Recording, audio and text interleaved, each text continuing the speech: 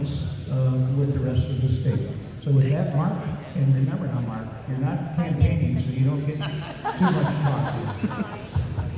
All right, well, my name's Mark McCloskey, and I'm not running for a damn thing right now. So. You know, it's been an interesting couple of years. You know, I suspect everybody knows how I became something more than just a middle-level lawyer in St. Louis on June the 28th of 2020. What most of you don't know, unless you've heard me speak before, is that the mob came back the following Friday on July the 3rd, 2020, expressly to kill us and burn down our house. And that we had a tip from a client of ours that was a brainwashed member of that Antifa organization saying that they're going to come back, that what we had done was inexcusable and we hadn't died. And they were coming back on Friday with a crowd of about 1,000 people, specifically to kill us and burn down the house. And we couldn't get any private security.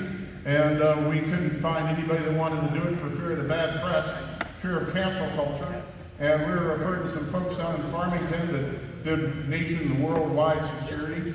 And they'd gotten some bad press over the Ferguson riots, and they refused to do it. So I said, what the heck am I supposed to do? And he says, well, if I were you, I'd just take what I can't live without, put it in the vehicles, and abandon the house. I said, no effing way in heck we're going to do that. We'll go down to the ship if we have to, but we're not going to abandon the house. Well, you know, earlier in the week, I got a call from the White House, and the fellow said, the president wants to express his support, and if there's ever anything we can do for you, let us know. Well, when all else failed, I called that number back, and I said, well, that was a pretty stinking good time, okay? And so when Les says that I'm a big supporter of Donald Trump, we'd always been a big supporter of Donald Trump, but he went out of his way. I mean, President of the United States took a personal interest in two nobody lawyers from St. Louis to save our rear end, right? And by the time that mob hit the gate that Friday night, July the 3rd, numbering 1,000, we had 6 ex-Navy SEALs, we had 10 secondary employment cops, we had the FBI light aircraft circling the top of the house, we had snipers, we had the least common Reagan administration peace through superior firepower, okay? My wife and I woke up that next Saturday morning, July the 4th, 2020. Got the all clear at about 4:30 in the morning, got a couple hours of sleep, got up, thank God, thanked the president, unfurled a flag that had been given to my mom by our Congressman Jack Pete there that had hung over the Capitol building, and made a vow that we're going to do everything we could for the rest of our lives to try to save this country and pull back our freedom. Oh, yeah. And even though the primary didn't turn out the way that we had hoped, and I know that a lot of folks here supported us, we meant that vow, and we're going to live it. We're going to do everything we can for the rest of our lives to save this country. Ladies and gentlemen, when I was running for the Senate, I start every speech with these words: this country is in the middle of a civil war right now.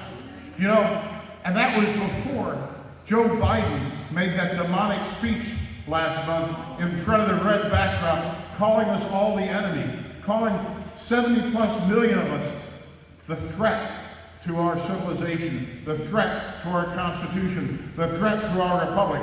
A president who has declared that half the population of the country are the enemy, who uses words like removing our oxygen and killing our movement, using words of death. A president of the United States who has twice in the last year said that if you think the Second Amendment is going to protect you against the government, you better get some F-15s and some nukes, okay? This is the president of our country who's threatening us with F-15s and nuclear weapons because we have the gall to support an opposing party.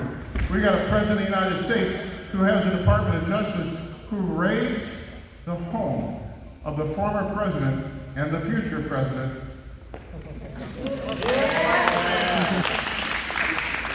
on a total pretext. And you know, another buddy of mine, Mike Lindell, was trying to get some food at Hardee's the other day, and the FBI blocks him in, takes his cell phone. And now think about it, ladies and gentlemen. I'll talk what Les wants me to talk about here in just a second. But think about it. In the world we live in here today, I mean, I was on a radio program, and the host always plays that Lee Greenwood song, which ends at least, you know, I'm proud to be an American, or at least I can say I'm free. How free can we say we are?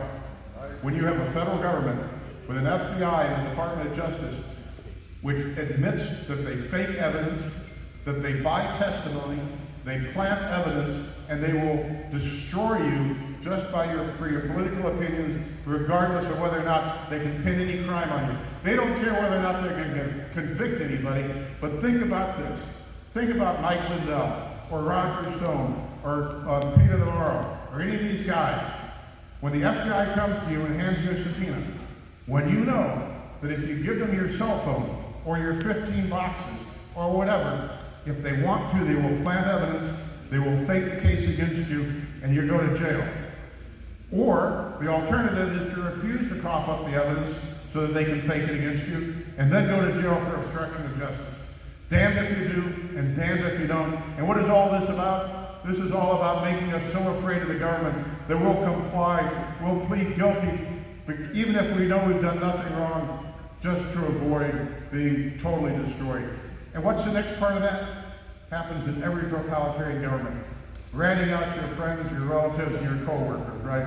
We'll go easy on you if you make up some lies about the guy that lives next door, or your parents, or your boss. And that's where we are in this country right now. We are on a verge of an absolute destruction of our country, our democratic republic. We're at the verge of totalitarianism. And 250 years ago, a gentleman stood up in Philadelphia and said, "Give me liberty or give me death." That worked pretty good to save us 250 years ago. There's enough of us left that feel that way, that if we take that position now, we can save this country. But it's going to take each and every one of us. And getting back to the topic at hand, a lot of people here have chosen to be in government. A lot of people here have chosen to run for or hold public office. Well, we're in a situation right now that if you're in politics, if you're in public office, you've taken on a responsibility at a time in this country where the country itself hangs in the balance, and you have to be able to risk, willing to risk everything, up to and including your livelihood and your life to preserve this nation. Because there's no time for politics as usual. There's no time for politicians as usual. This, ladies and gentlemen, is really the end. This is our final opportunity to save this country, or it's not going to exist anymore. It will not exist anymore in any form that you would recognize as a free republic held together by a constitution. No longer will it be that country existing by the consent of the people. And I say this all the time. My wife used to get mad at me when I phrase it this way. In a country where the people are afraid of the government, it's tyranny. In a country where the government's afraid of the people, there's freedom. And that's where we're at right now.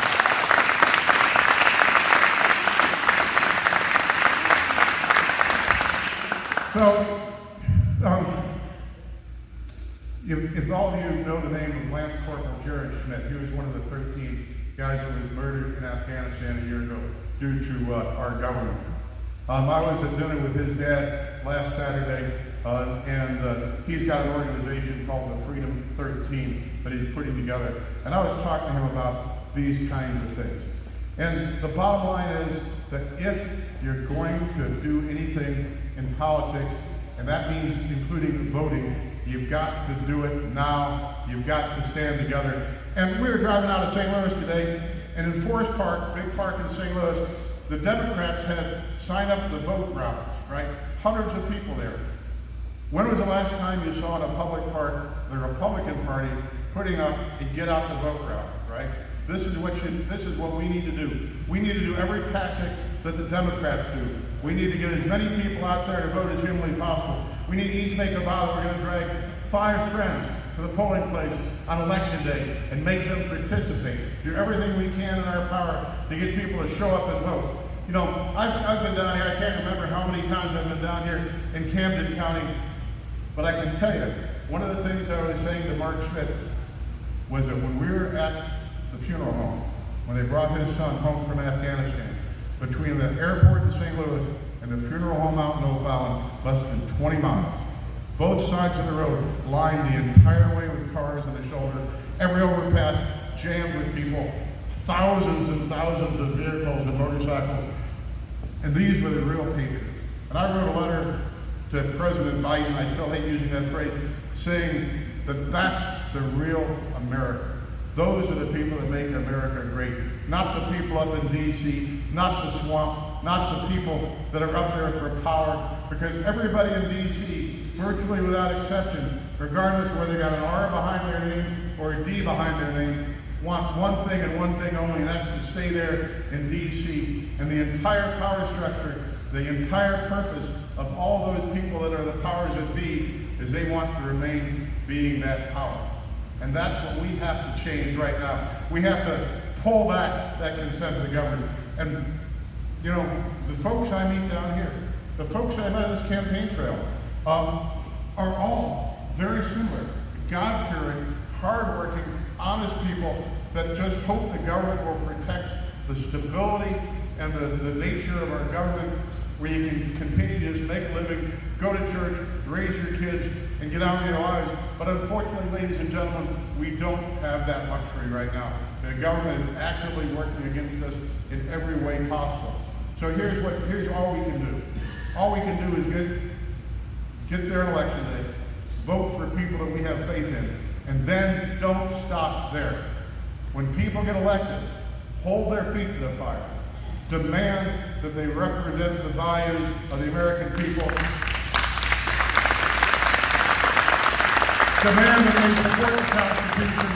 Demand that they support individual liberty and stand up against centralization of power. Stand up against the Great Reset. Stand up against the New World Order. And stand up for America. And why do I like President Donald Trump? Because he's the only person I know who is willing to risk everything to put America first, to make all of our lives better. I listened to that buffoon, President Biden, at the UN this week. Did he say a single word about how he could help the United States of America? Not a single word. All he did was talk about how we can use our money other places, and how we can support other people and other liberal causes and other green initiatives, and not a single word about how he, as president, can better the lives of ordinary American citizens.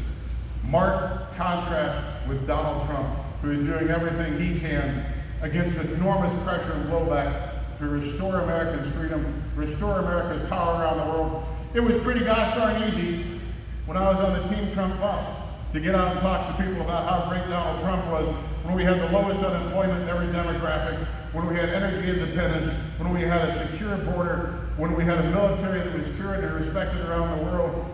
And what do we have today, right? What do we have today? You know, when you hear that Joe Biden has 38% approval rating, all I can think is, what are they doing? Pulling people in insane asylums? Because who can possibly look at the world today and think that this is a right direction? So, you know, here's the frustration I feel. The reason why I'm going to do this for the rest of my life. All the good people that we meet in the campaign trail, we met thousands and thousands, and with the Trump campaign, hundreds of thousands in total. Our lives are on the verge of being wiped out. And I mean, look at where other countries have gone totalitarian. Look at the Soviet Union. How many millions of people died? Look at Mao's China. How many tens of millions of people died? Look at Cuba. Look at Venezuela. Look at any country that has gone totalitarian. People die. Not just your way of life, not just a diminution in the quality of your lifestyle, but these things are real. They're threatening, and they're in power right now. And these folks are actually evil. They can't be negotiated with. You have to fight back with everything you've got, because they mean to do us in. They mean to destroy our way of life. They mean to create that thing that Joe Biden himself talked about on March the 21st of this year, when he said there's going to be a new world order, and we have to lead it. And ladies and gentlemen, if we don't fight back, if we don't recognize the dire peril that we're in, that new world order, that worldwide socialist government, that single entity will in fact take over, and there won't be anything like the United States of America. So what can Camden County do?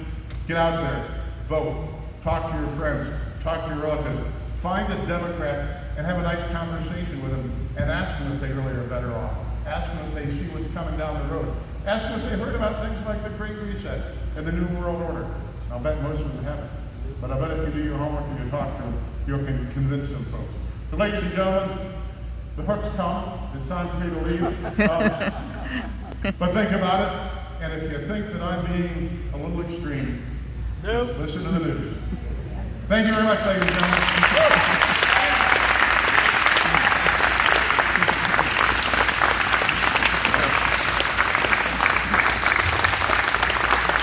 Thank you, Mark. Thank you very much. Thank you. It's good to have the passion.